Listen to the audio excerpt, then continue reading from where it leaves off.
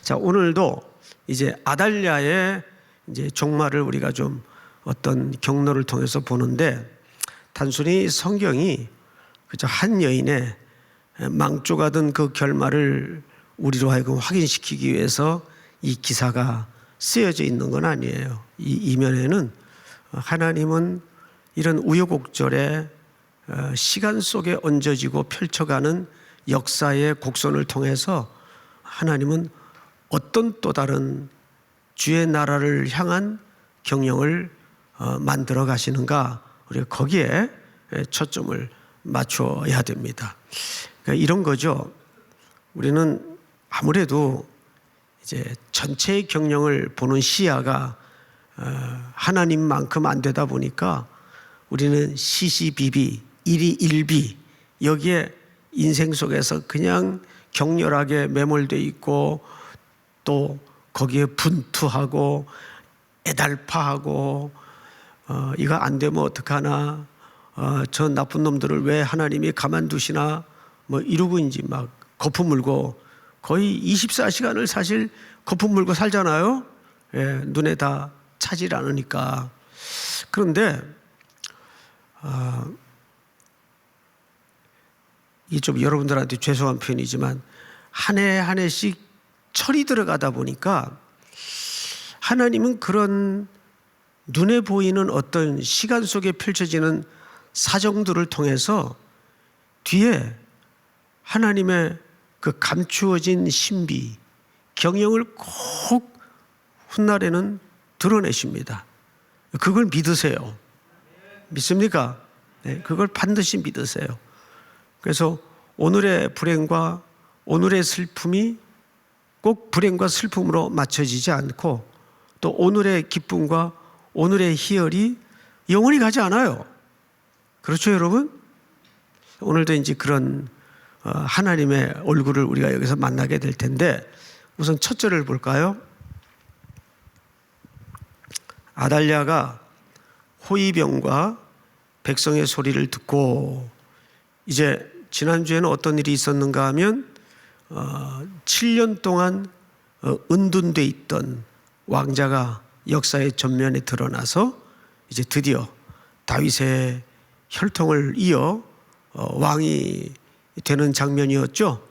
근데 그 왕을 옹이하며 다윗의 혈통이 새롭게 복이 되고 또 회복되면서 온 백성이 기뻐했어요. 그리고 그것은 하나님이 준비했던 그림이었어요.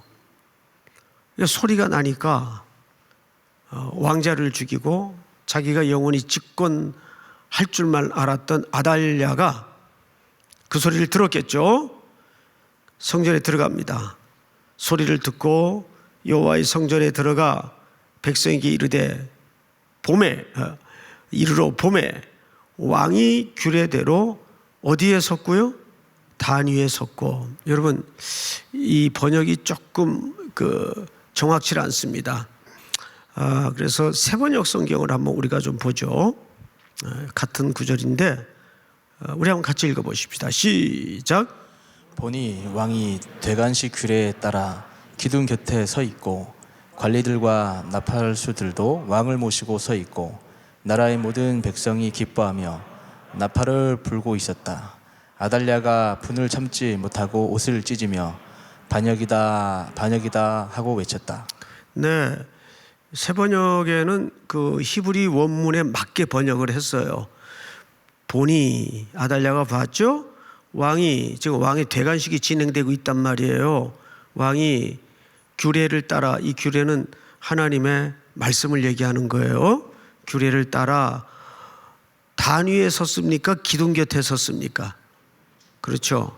근데 지금 여러분들이 갖고 계신 성경을 보면 어디에 섰고라고 돼 있죠? 예, 단 위에 섰고라고 돼 있어요. 근데 히브리 원문은 정확하게 단 위에 섰다기보다는 기둥 곁에 섰고. 그럼 단이나 기둥이나 뭐 차이가 있나? 아주 큰 차이가 있죠.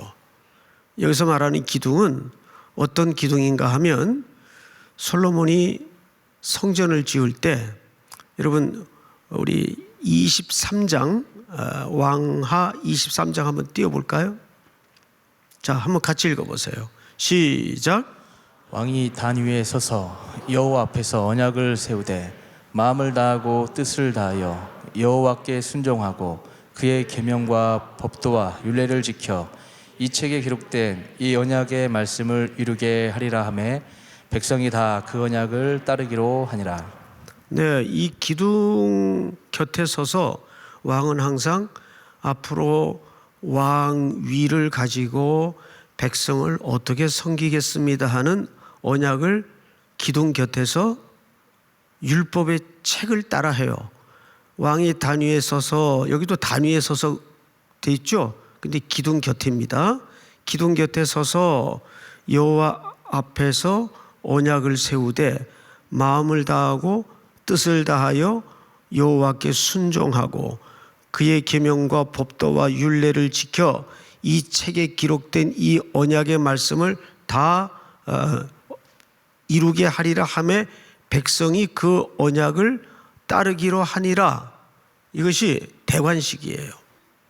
그러니까 이 대관식은 반드시 그 기둥 곁에서 합니다.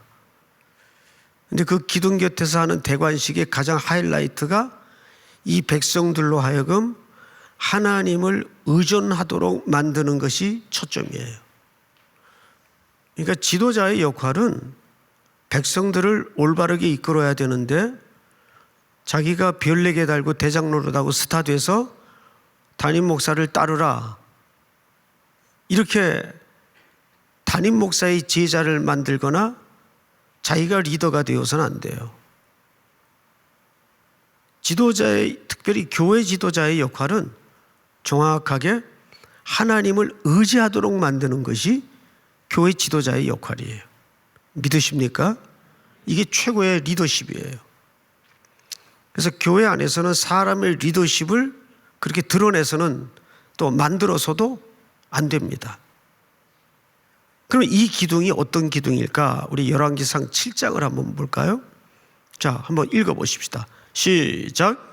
이 두 기둥을 성전의 주랑 앞에 세우되 오른쪽 기둥을 세우고 그 이름을 야긴이라 하고 왼쪽의 기둥을 세우고 그 이름을 보아스라 하였으며. 네, 바로 이것이 솔로몬이 성전을 만들 때 야긴과 보아스라는 두 기둥을 성전에 만들죠. 그러면 이 기둥은 도대체 어떤 역할을 하는가? 우선 첫 번째, 오른쪽 기둥은 따라서 합니다. 야긴인데 따라서 합니다. 그가 세우실 것이다. 세우실 것이다. 왼쪽 기둥은 보아스라고 해요. 보아스라는 기둥인데 따라서 합니다. 그에게 능력이 있다. 능력이 있다. 할렐루야. 네, 이 뜻이에요. 야긴이라는 기둥은 뭘 뜻한다고요? 그가 세우신다. 또 왼쪽에 보아스라는 기둥은 뭘 뜻한다고요? 그에게 능력이 있다. 그러니까 이런 뜻이 되죠. 이 기둥을 통해서 그에게 능력이 있고 또 그가 반드시 세우실 것이다. 믿습니까? 그러면 이 솔로몬이 성전을 만들 때 이 두 기둥이 의미하는 바가 무엇이길래 만들었는가 그 말이에요. 예? 이 두 기둥은. 그리고 왕은 반드시 이 기둥 곁에 서서 왕의 임무를 시작해야 돼. 왕위를 순종할 때 여기에서 율법을 낭독하고 율법에 손을 얹고 그 율법을 따라서 백성을 섬기고 백성들로 하여금 어떻게 만드는 것이 왕의 책무라고요? 하나님을 의지하도록 만드는 게 왕의 책무예요. 그러면 왜 하필 이 기둥일까? 기둥의 의미를 들여다봤더니 그가 세우실 것이다. 또 하나는 그에게 능력이 있다. 이런 뜻이에요. 그래서 이 기둥에 대해서 우리는 성경의 줄거리를 따라 질서를 따라 이 기둥에 대한 해석을 발견해야 되겠죠? 출애굽기 13장을 좀 띄워주세요. 여호와께서 그들 앞에서 가시며 낮에는 무슨 기둥으로? 구름 기둥으로 그들의 길을 인도하시고 밤에는 무슨 기둥으로? 불기둥으로 그들에게 비추사 낮이나 밤이나 진행하게 하시니 낮에는 구름 기둥 밤에는 불 기둥이 백성 앞에서 떠나지 아니하니라. 할렐루야.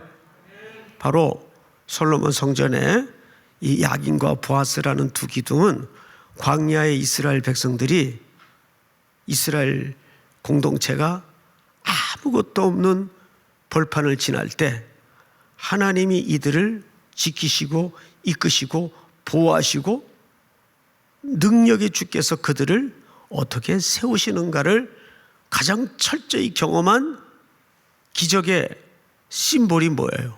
바로 구름 기둥과 불 기둥이에요. 여러분들에게는 이 구름 기둥과 불 기둥 같은 의지와 믿음이 있습니까? 예. 아멘 한 사람만 복이 되길 바랍니다. 예. 아멘이라는 것이 그대로 이루어질 줄 믿습니다. 이런 고백이거든요. 그러니까 좀 지나치더라도 아멘을 열심히 하세요. 예. 또 금요일 밤만 특별히 열심히 하세요. 예. 믿습니까? 예. 어땠을 것 같아요? 이 광야에서 지금 아무것도 없어요. 막 이제야 도착해가지고 텐트 치고 또 자리 깔고 이러고 이제 정리를 하려고 그러는데 저 구석다리 진영에서 야 구름 움직인다 그래요. 그러면 이제 못 가. 이제 난 못해. 그럼 어떻게 되죠? 광야의 그 뜨거운 햇빛 아래서 죽는 거예요. 이 구름 기둥이라는 것은 땅에서부터 하늘까지 구름 기둥이 쓴 게 아니라 뭐예요?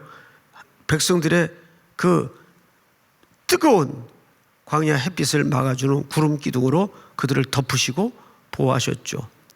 불 기둥도 마찬가지. 광야의 어두운 밤이 얼마나 추워요. 뼛속까지 추위가 새어 들어올 텐데 그 요즘에 그 캠핑 하는 장면을 뭐 대사도 없어요. 그걸 유튜버들이 찍어가지고 올리더라고요. 산에서. 근데 그거 진짜 정신 놓고 한없이 보게 되겠더라고요. 올라가가지고 땅 파가지고 거기 다 만들어서 그걸 하는 장면이 있어요. 근데 그 제일 캠핑 때 혹독하고 어려운 시간이 밤이 찾아오는 거예요. 또 비가 오는 거예요. 이 광야라는 것은 그 모든 것이 다 존재하는 공간이죠. 거기에 뭐 굴이 있어요? 뭐가 있어요? 무서운 정갈, 광야에 돌아다니는 뱀 이런 것밖에 없을 텐데 먹을 게 있어요? 뭐가 있어요? 그러니까 뭐밖에 의지할 게 없어요.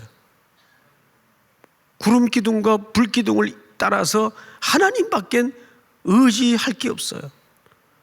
그래서 왕이 취임할 때 이 기둥 곁에 서서 그 광야 시절에 구름 기둥과 불 기둥을 상징하는 그 기둥 곁에 서서 저도 하나님만 의지하겠습니다. 여러분들도 하나님만 의지하십시오. 이 뜻이에요. 그러면 이걸 보통 이제 우리가 언약이라고 하는데 구약 성경에는 4차례에 걸친 이런 언약들이 등장을 해요. 그런데 이것은 새로운 언약이 아니라 그 언약 앞에 관사가 하나 붙어 있어요. 하베리트. 이러면 이 언약은 어디적 언약을 상기시키는 언약인가 하면 모세가 시내산에서 하나님과 모세 사이에, 모세와 백성 사이에 뭘 맺죠? 언약을 맺어요. 그래서 그 율법의 언약을 통해서 하나님이 이 백성들을 어떻게 사랑할 것인가를 약속하시죠. 그러니까 이 백성들이 지독한 타락과 하나님을 멀리 떠난 배반의 역사가 절정에 이를 때마다 이런 피의 대가를 몇 주 동안에 걸쳐 아달랴를 통해 우리는 얼마나 피가 엉키고 튀는 끔찍한 살육의 장면을 보았습니까? 죽고 죽이는 피의 그 결말을 보았습니까? 그러니까 하나님은 이 백성들이 하나님을 떠날 때마다 그의 피의 대가를 지불하셔서까지 하나님의 백성들이 우상 숭배에 빠지고 언약을 깨는 걸 좀 싫어하시는 게 아니라 아주 싫어하세요. 지금은 사실상 7살짜리 왕을 세우면서 이 백성들과 뭘 하시고 싶은 건가 하면 그 언약을 다시 갱신하고 있는 자리예요. 이제 그 장면을 한번 볼까요? 몇 절을 보시냐면 17절. 여호야다가 왕과 백성에게 여호와와 언약을 맺어 여호와의 백성이 되게 하고 왕과 백성 사이에도 언약을 세우게 하매. 이 언약이 이중적이죠. 하나는 왕과 백성 사이에, 하나는 백성과 하나님 사이에. 그렇죠? 이렇게 언약이 이중적으로 맺어집니다. 17절을 한번 중요하니까 같이 한번 읽어볼까요? 시작. 여호야다가 왕과 백성에게 여호와와 언약을 맺어 여호와의 백성이 되게 하고 왕과 백성 사이에도 언약을 세우게 하매. 예, 여기에서 표현된 언약이 그 시내 산에서 모세와 하나님 사이에 또 하나님과 백성 사이에 이렇게 맺어진 이중적 언약을 설명하는 거예요. 근데 지금 여기서 사실은 그 언약이 새롭게 갱신되고 있죠. 이 언약이 여러분 잘 아는 사건 중에 여호수아 24장에 보면 모세가 가나안 땅을 웬만큼 점령하고 나서 죽기 전에 세겜에 이스라엘 백성들을 모아놓고 언약을 새롭게 해요. 왜냐하면 그때도 이미 전쟁을 치르는 과정을 통해서 가나안의 문명과 문화에 백성들이 조금씩 함몰되어 가기 시작했습니다. 그때마다 하나님은 역사의 시퍼런 심판의 칼을 들어서 언약을 갱신하세요. 근데 이 언약의 원본이 어디에 있었는가 하면 사실은 창세기 15장에 그 원본이 있어요. 한번 원본을 좀 볼까요? 언약의 원본.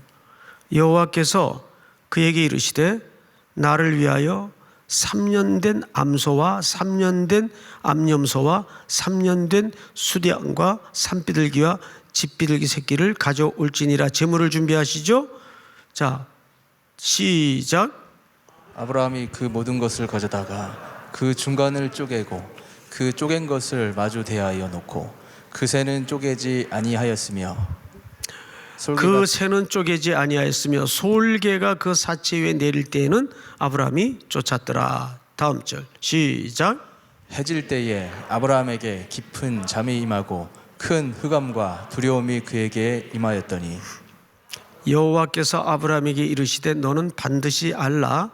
네 자손이 이방에서 객이 되어 그들을 섬기겠고 그들은 400년 동안 네 자손을 괴롭게 하리니. 시작. 그들이 섬기는 나라를 내가 징벌할지며 그 후에 내 자손이 큰 재물을 이끌고 나오리라. 너는 장수하다가 평안히 조상에게로 돌아가 장사될 것이요. 시작. 내 자손은 사대 만에 이 땅으로 돌아오리니 이는 아모리 족속의 죄악이 아직 가득 차지 아니함이니라 하시더니. 다 같이 시작.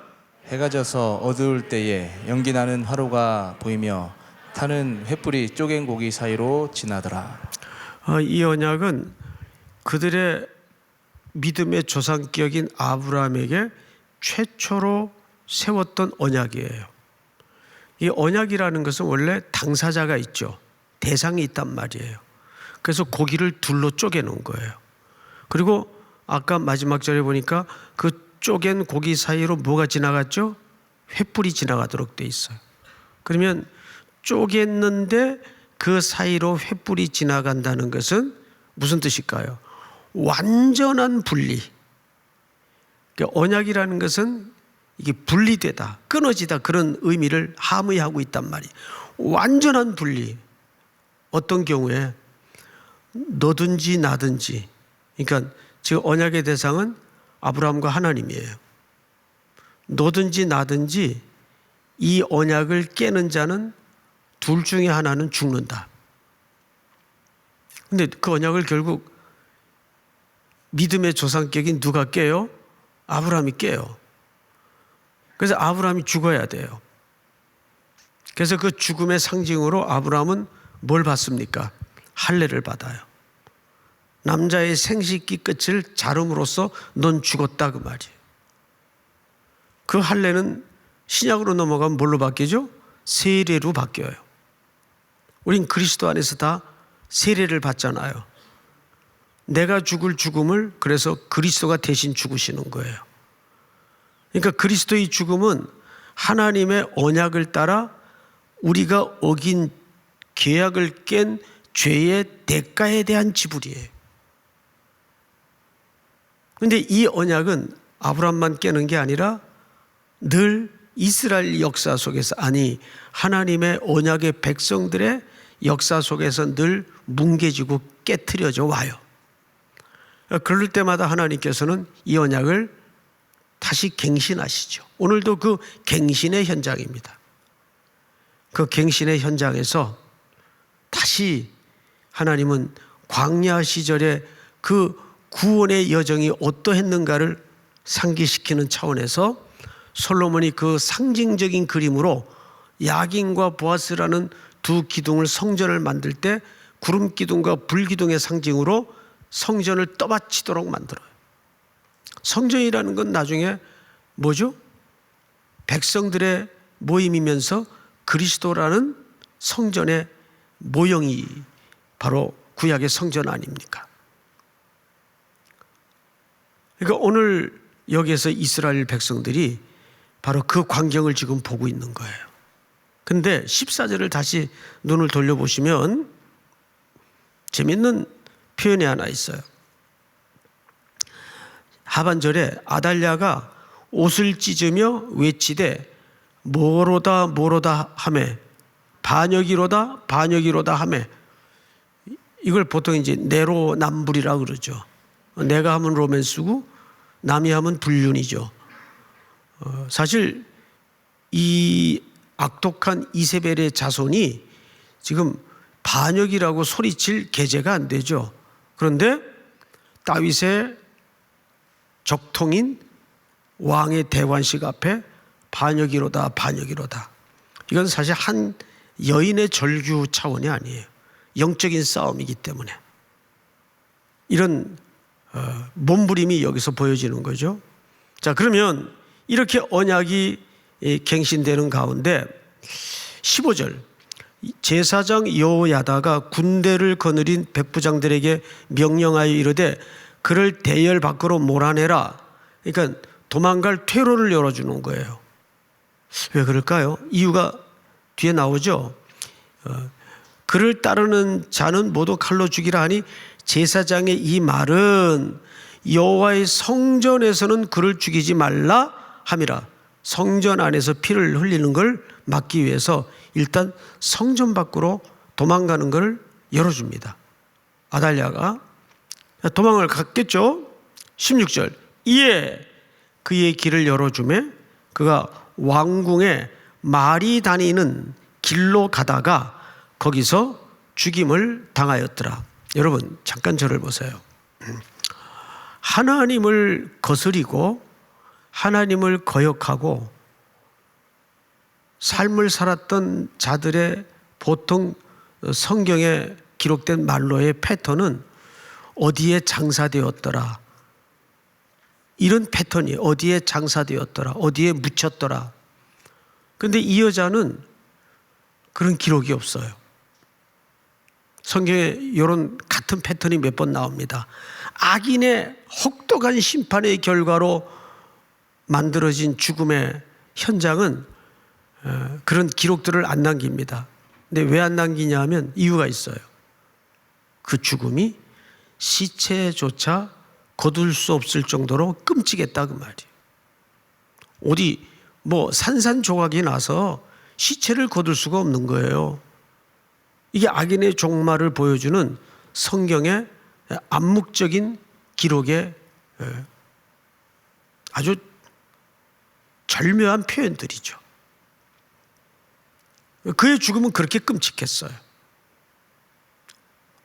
말들이 다니는 길이라는 것은 학자들의 견해에 따르면 짐작컨대 말들이 무자비하게 치고 달리면서 거기에 아마 온 전신이 갈기갈기 찢김을 당하지 않았나, 이렇게 이제 예측들을 합니다. 그만큼 무덤조차 소개되지 않을 정도로 그의 말로는 끔찍했어요. 이것이 하나님을 거스리고 하나님을 끝까지 순종치 않았던 자들의 결말입니다. 자, 마저 성경을 한번 보십시다. 이렇게 언약은 이제 새로 갱신이 됐어요. 18절, 온 백성이 바알의 신당으로 가서 그 신당을 허물고 그 제단들과 우상들을 철저히 깨뜨리고 그 제단 앞에서 바알의 제사장 mat단을 죽이니라. 제사장이 관리들을 세워 여호와의 성전을 수직하게 하고. 19절 다 같이 시작. 또 백부장들과 가리 사람과 호위병과 온 백성을 거느리고 왕을 인도하여 여호와의 성전에서 내려와 호위병의 문 길을 통하여 왕궁에 이르매 그가 왕의 왕자에 앉으니. 자, 여러분, 모든 것이 이제 제자리를 찾고 질서가 잡혔어요. 질서가 잡히면 나타나는 우리 인간이 누릴 최고의 행복과 결말이 20절에 이렇게 소개되어 있습니다. 온 백성이 즐거워하고 온 성이 평온하더라. 아달랴를 무리가 왕궁에서 칼로 죽였더라. 그러니까 아마도 내닫는 말들에 의해서 또 그 시신은 많은 사람들의, 여기 누가라고 정확하게 지명은 안 했지만 수많은 사람들에 의해서 칼로 배임을 당하다 보니까 시신을 거둘 수 있는 그런 환경이 안 되었던 것 같아요. 반면에 백성들에게는 뭐가 찾아왔나요? 즐거움과 평온이 찾아왔어요.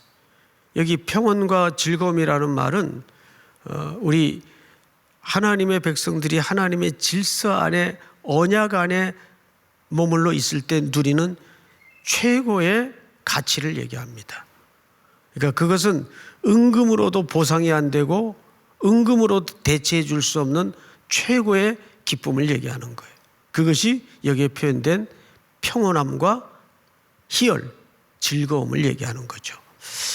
오늘 이 말씀을 여러분들에게 이제 정리하면서 결국 우리는 어디 안에 있을 때 우리의 삶이 온전해지고 평온해지고 즐거움의 결말을 보게 될까요? 하나님의 언약입니다. 약속입니다. 요즘 뭐 너무너무 세상적으로도 변수가 많아요. 내일 일을 정말 모를 정도로 어떻게 될지 몰라요. 계획 세운다는 게 무의미한 그런 시절이 되고 말았어요. 앞으로 더 그럴 것 같아요. 그래서 요즘 그 서점에 이렇게 보면, 저는 이제 인터넷 서점을 요즘은 이제 자주 뒤적거리는데, 그 시대를 5년 단위, 10년 단위로 그 예측해 내는 분들이 꽤 많더라고요. 미래 전문가 이래가지고 뭐 그분들이 다 또 나름 근거를 가지고 그런 글들을 쓰죠. 예측을 해내고 판단을 해서 정보와 빅데이터의 기록들을 모아서 이런 예측들을 해냅니다. 뭐 어떤 경우에는 맞을 수도 있겠죠. 그런데 되게 안 맞아요. 예측대로 세상이 안 가요. 결국 우리는 우리의 운명과 미래와 결말에 대한 예측은 사실 여러분들이 성경에 천착하고 성경에 매진되어 있으면 거기에 길이 보이고 답이 나와 있습니다. 그래서 내 삶이 더 혹독할수록 여러분들은 더 본질에 집중해서 그럴 때일수록 더 성경 읽고 하나님 앞에 무릎을 꿇고 정보에 왔다 갔다 하지 말고 어떤 퍼센트지에 일희일비하지 말고 어떤 데이터에 호두닥거리지 말고 어떤 경우에도 중심추를 성경에 기초하고 하나님께 두어서 오늘도 여러분들은 불기둥과 구름기둥으로 여러분들의 인생을 인도하시는 그 주님을 더 의지하는 새로운 결단, 최고의 지혜는 하나님을 의지하는 겁니다. 믿습니까? 우리 찬양 하나 드리겠습니다.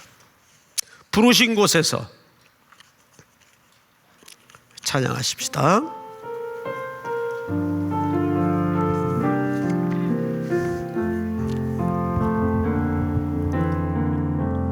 따스한 성령이 마음으로 보내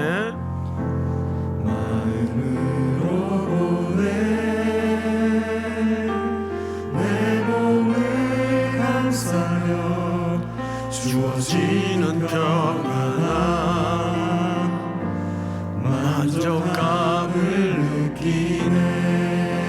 부르신 곳에서 나는 예배하네. 어떤 상황에도 나는 예배하네. 부르신 곳에서 나는 예배하네. 어떤 상황에도 나는 예배하네. 사랑과 진리, 사랑과 진리에 한 줄기 빛 보내. 내 몸을 감싸며 주어지는 평안함, 그 사랑을 부르신 곳에서 나는 예배하네. 어떤 상황에도 나는 예배하네.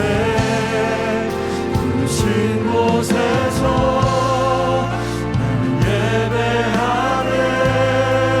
어떤 상황에도 나는 예배하네. 내가 걸어갈 때에 길이 되고 살아갈 때 삶이 되는 이곳에서 예배하네. 내가 걸어갈 때 길이 되고 살아갈 때 삶이 되는 이곳에서 예배하네. 부르신 곳에서